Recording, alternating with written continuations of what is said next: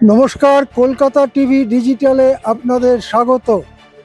আর এখন আমরা এসছি শহীদ মিনার ময়দানে। এখানেই প্রদেশ কংগ্রেসের পক্ষ থেকে 21শে জুলাই অর্থাৎ আগামীকাল মঙ্গলবার শহীদ দিবস পালন। আমার সামনে রয়েছে শহীদ মিনার, আর পিছনে রয়েছে প্যান্ডেল এবং বিপুল পরিমাণ চেয়ার আনা হয়েছে দেখা যাচ্ছে। এদিকে আজকে সোমবার, সারা দিন ধরে প্রবল বৃষ্টি হচ্ছে।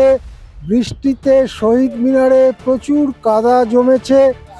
এর মধ্যে মানুষ কিভাবে বসবেন সেই চিন্তা করে প্রচুর চেয়ার এসছে আমরা দেখতে পাচ্ছি।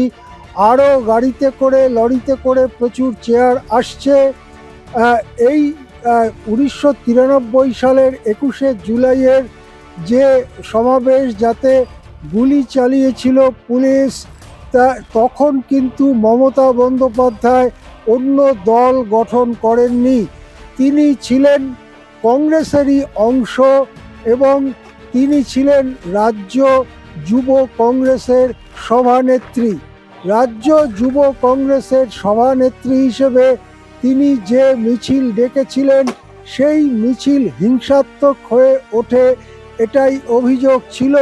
সেই হিংসায় বেশ কয়েকজন পুলিশ অফিসার সহ বহু পুলিশ কর্মী আহত হয় এবং একটা পরিস্থিতিতে পুলিশকে গুলি চালাতে হয়।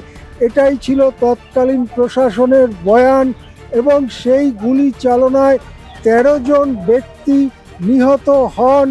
তারপরের থেকে প্রতি বছর এই দিনটি অর্থাৎ 21শে জুলাই দিনটি শহীদ দিবস হিসেবে পালিত হয়। এবারে কিন্তু শহীদ দিবসের মধ্যে বিরাট বৈচিত্র্য দেখা যাচ্ছে। একদিকে যেমন প্রদেশ কংগ্রেস এই দিনটিকে পালন করছে, তারা প্রতি বছরই করে, ছোট করে করে, এবারে বড় করে শহীদ মিনার ময়দানে করছে।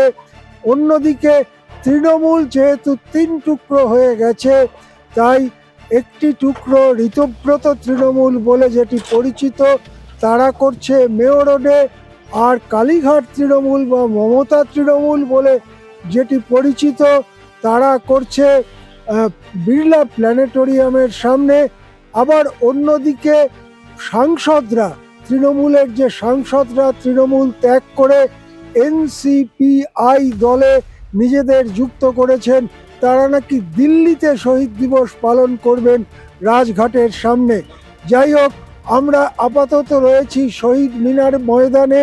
এখানে প্যান্ডেল করা হয়েছে এবং প্রচুর চেয়ার আনা হয়েছে। মাঠের অবস্থা খুব খারাপ। আজকে সারাদিন ধরে বৃষ্টি চলছে, তারই মধ্যে প্রস্তুতিও চলছে। এই মুহূর্তে অবশ্য কোনো প্রদেশ কংগ্রেসের নেতাদের দেখা যাচ্ছে না, কিন্তু প্রস্তুতি জোর কদমে চলছে, সেটাই আমরা আপনাদের সামনে তুলে ধরলাম। নমস্কার, দেখতে থাকুন কলকাতা টিভি ডিজিটাল।